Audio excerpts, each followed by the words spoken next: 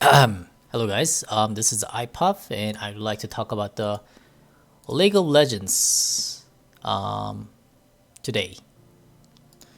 And well, before I talk about it, I should say that I am on iPav, that I am known as a Teemo player from Season 5 through Season 8. And I used to also play League of Legends from starting from Season 2 through Season 4. I just used to play a meta champs mostly. Yep. That's pretty much what my League life was.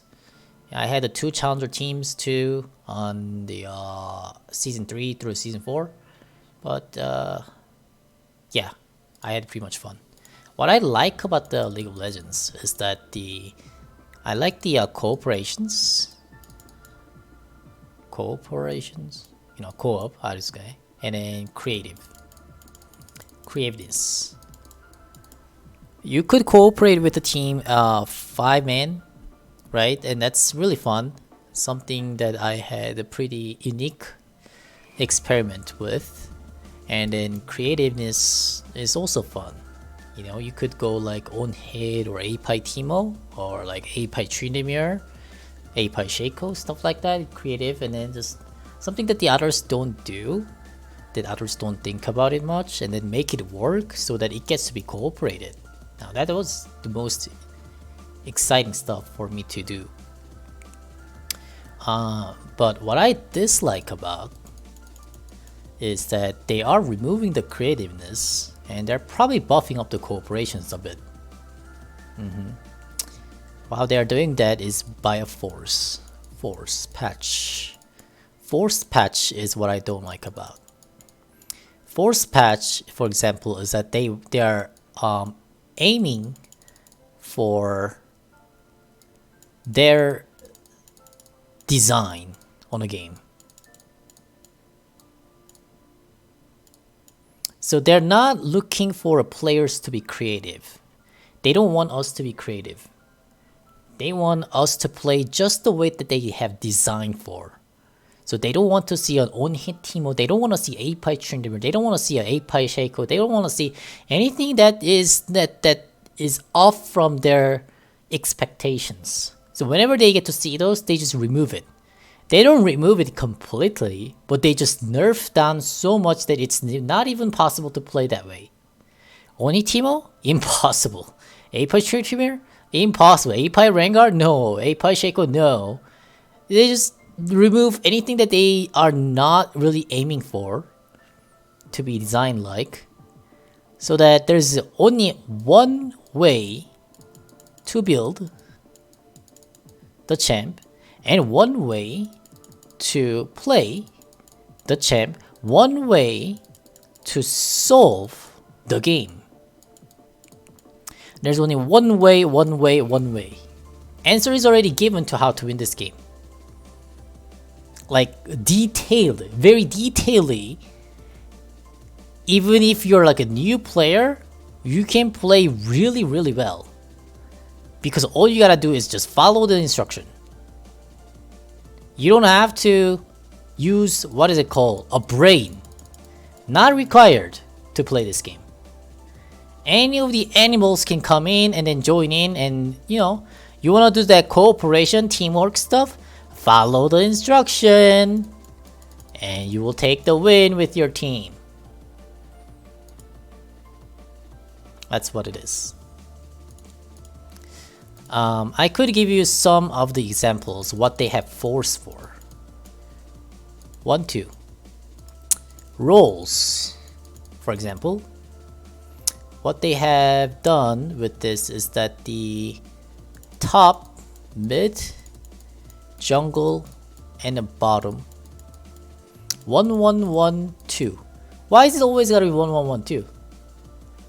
I think that there could be 3-0-0-2 or 2-0-0-3. Anything can be possible, but no, they have just set this, done, not gonna change and balance everything just to make this work.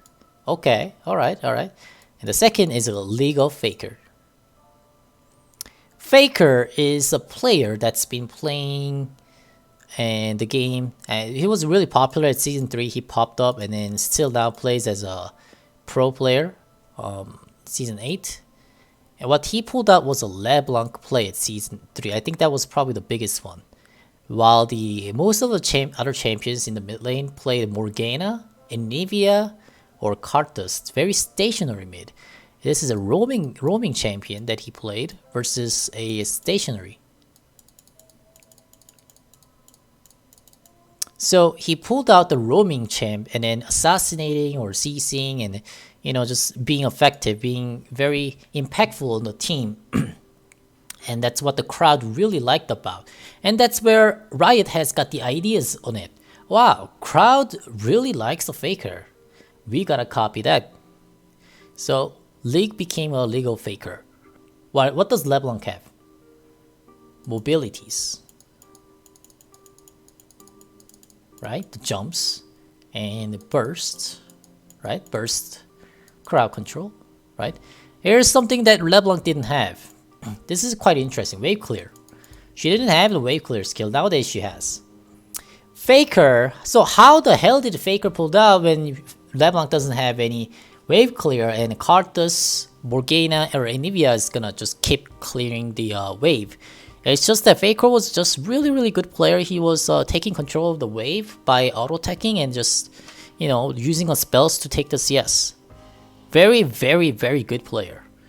But then not a lot of people are able to play like a faker. So guess what? They gave LeBlanc a wave clear now. Well, not now. It's been that way 2 years ago. Yeah. Not only the LeBlanc, every champion gets to have these 4 criterias. Or close to these 4 criterias. Every champions. That's what Riot is trying to make. Currently, Teemo and Garen has not not all 4 criterias. They're probably gonna provide them, and yeah. And I don't want to play Teemo if that happens. So what they're removing is that they're removing the uniqueness of the champion. Because every champion gets to do exactly the same stuff. They all can jump through the wall. They all have a burst. They all have crown control. They all have wave clear. There's no uniqueness. They all play exactly the... Yeah, champion's name is different. Skin is different. Abilities, the way that it looks is different. But the system is exactly the same.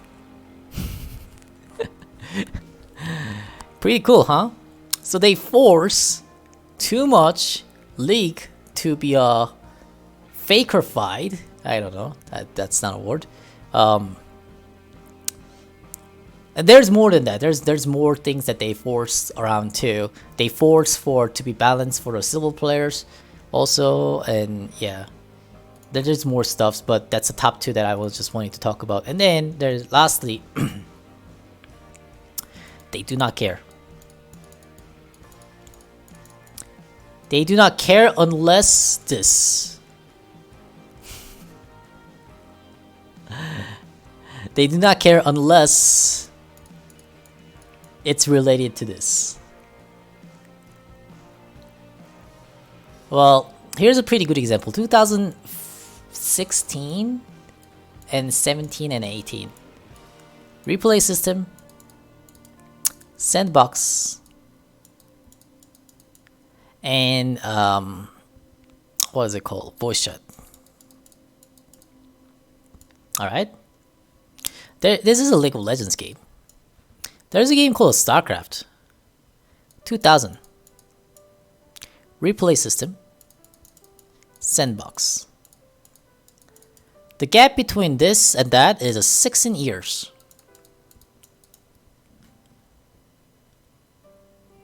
Was StarCraft #1 game? No. Was League of Legends #1 game? Been that way for 5 years. 5 years #1 game. #1 game for 5 years. 2016, 2017, 2018. I mean, of course, Blizzard was way bigger than Riot's game were. when they started, but then they made the company around 2010, right? And I believe that, I don't know, I'm just assuming they definitely were able to make the replay, sandbox, and voice system way sooner than this year. I don't know anything about them, but I'm just assuming that, yeah, I'm dumb, but I just wanna say that this could have happened way faster.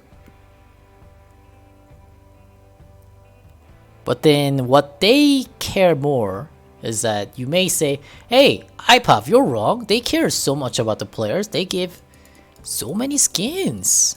Look, they care about us. Is it that they care about the players? Or is it that they care about this? I think answer is definite. Because these systems are not gonna relate it to this. No. Even if they make a replay system, is that gonna make money? No. Sandbox? No. Voice system? It costs them to make those systems. But it's not gonna give them this. Right?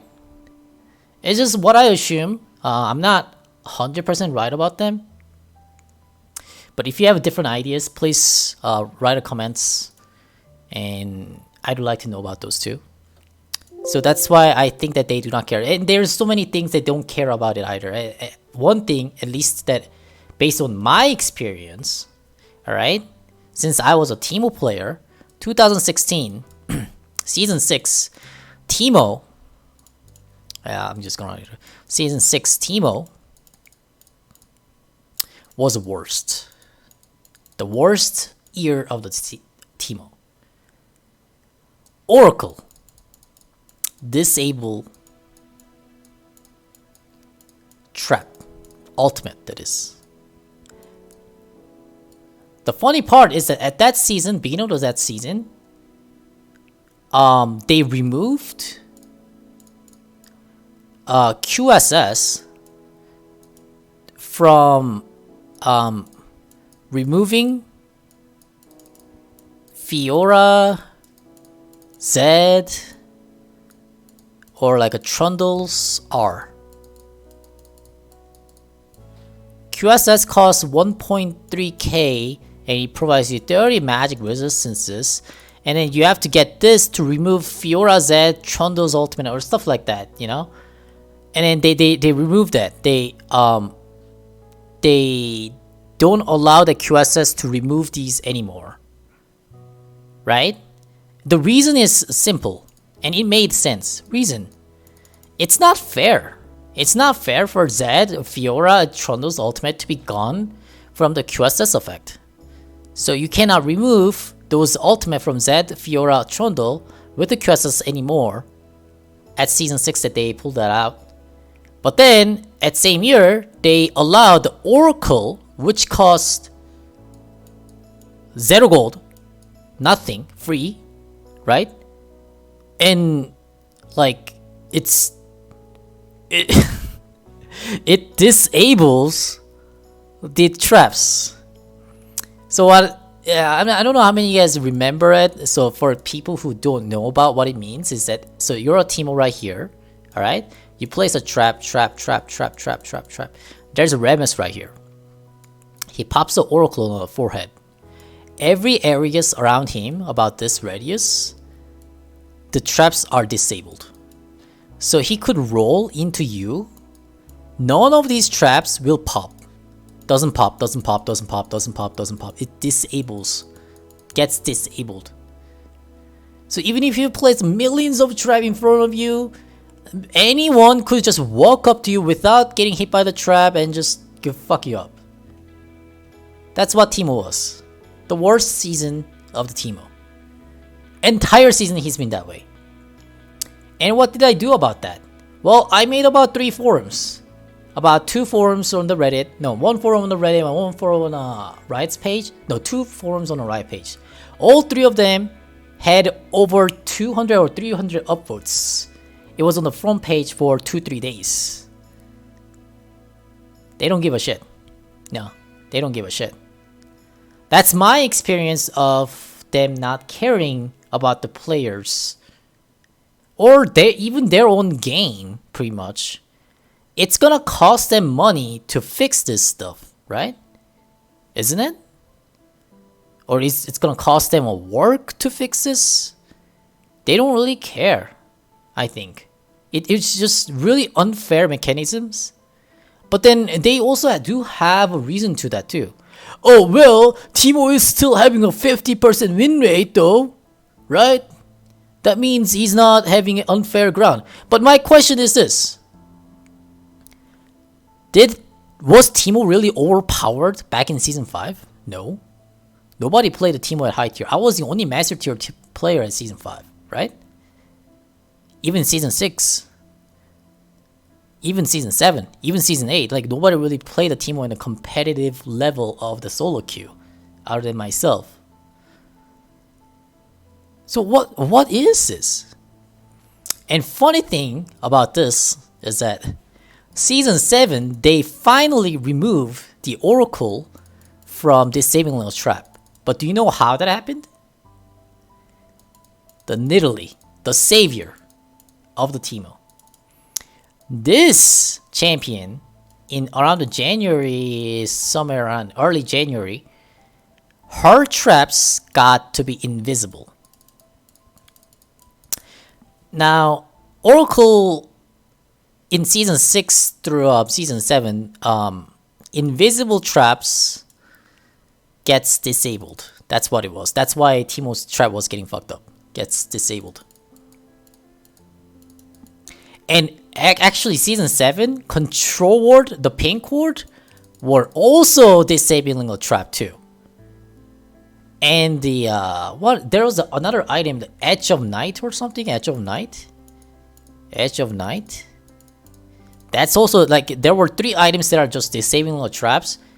The worst, at the Season 7, January and December were probably the worst. And I was at the end of the Season 6 and the Season 7. Early Season 7. And then Nidalee, January, her trap gets to be invisible. Within 4 weeks, Riot removes this shit.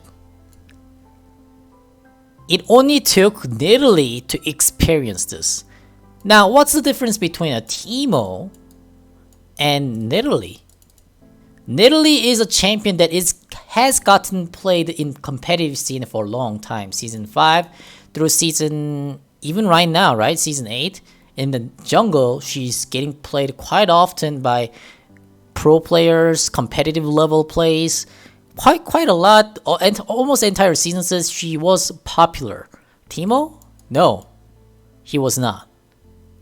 And then as she is getting played with these invisible traps, they probably found out that the Oracle was being very unfair to her. Right? Or even the Control Ward, or even the Edge of Night. So they removed all that disabling the trap shit. It only took 4 weeks, or 2 to 4 weeks. It's just, whatever that it is popular